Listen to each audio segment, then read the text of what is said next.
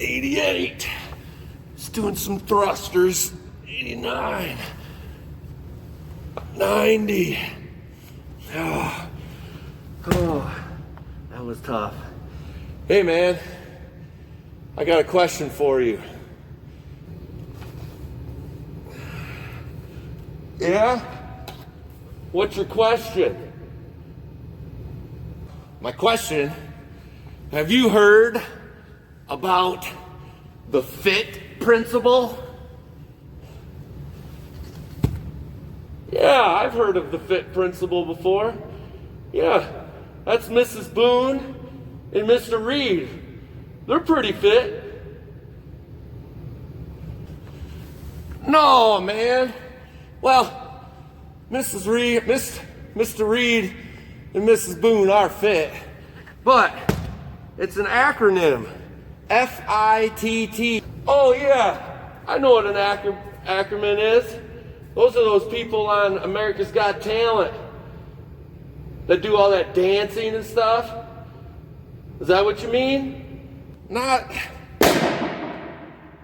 acrobat. Acronym.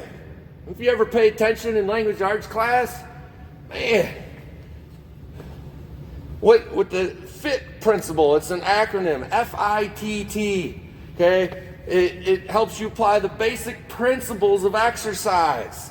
Okay? Each letter in the word fit represents an important factor for determining what kind of exercise you're doing. Okay? The F stands for frequency. It's how often you do the exercise. Okay? The I stands for intensity, is how hard you're doing the exercise. The first T is time. It's how long you actually do the exercise. You know the CDC says we should be exercising an hour every day. It doesn't have to be a straight hour. You can break it up a little bit, but it's got to be an hour every day. I know Mr. Gross, he's trying to get us to do that, even though we're on NTI. And then the last T stands for type. Okay? It's in there's four components to exercise. We have muscular endurance. We have muscular strength. Okay? We have flexibility. And we have cardiovascular endurance. And we talked about that already in our NTI. How our circulatory system, respiratory system work together. Okay? So that's what Fitt stands for. Kind of get it now. It's not an acrobat, it's an acronym. But I still don't really understand that. The frequency I get is how often we do it. Okay? And the time and intensity, I kind of get that. Is how hard we're going to do it. Like how do you mean? You probably mean like how much we get our heart rate up, stuff like that. The time I get is how long we're going to do it for. We're going to exercise for like 20 minutes or an hour. Well, you know, I get that, but the thing I don't get is the type. When you were talking about muscular endurance, strength, muscular strength, cardiovascular endurance, and flexibility. I don't get it. I still don't understand that. And can I let go of the pull-up bar, please? This is getting hard. All right. Well, muscular endurance would be, like I say, we're lifting weights. We go lightweight and we do more reps. Muscular strength would be going heavier weight, doing less reps. Cardiovascular endurance, example of that would be out running. Okay, nice long run. And then flexibility is getting a good stretch in. You get that? I mean, do you understand a little more? I don't know. I think I get it, but I might need I might need you to explain that to me one more time. Could you please? And can I please let go of the pull-up bar? Oh, no. You have to hang on that pull-up bar till we're done. And I'll tell you what. I just explained it to you. Now, let me go show you. I'll meet you guys in the weight room.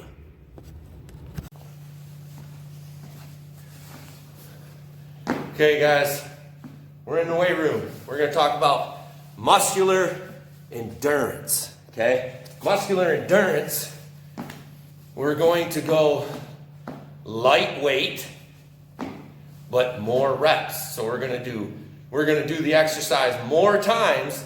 We're going to do lightweight. Okay? Muscular endurance.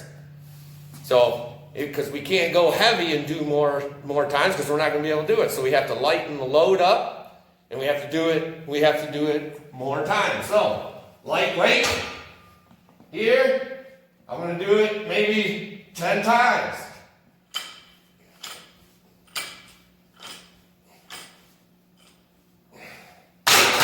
Okay? That's muscular endurance. So, we have a little more, we can do more reps, we lower the weight, okay? Now, the difference between that and muscular strength, okay, if we want to have better endurance, we'll lighten the load up, and we'll do more reps. Now, if we want to go for muscular strength, we're going to put more weight on. We'll put more weight on, but do less reps. Okay? So this time, I might only do just a few of them. I can't do 10, like I should be able to. But, so I'm going to put more weight on and do less reps.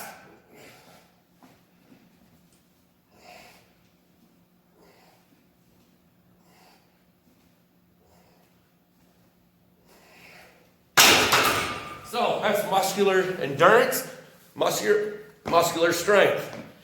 And let's say you are a long distance runner.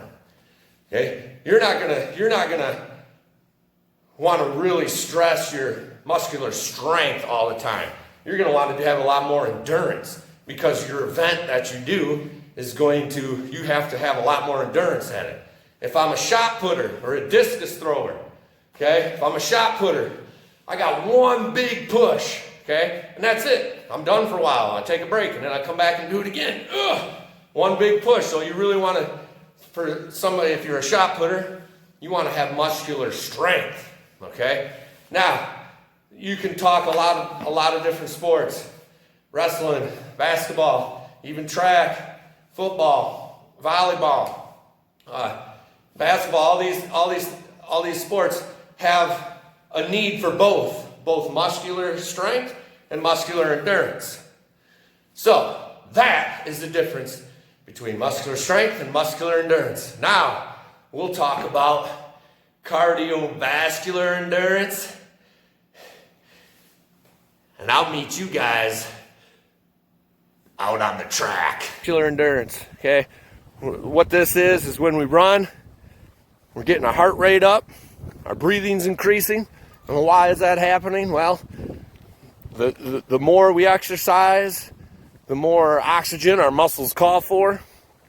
So therefore, our heart rate picks up, our red blood cells come to the lungs, pick up that oxygen, take it to the muscles for energy, and then when they use that, when those muscles use that oxygen, it turns into carbon dioxide.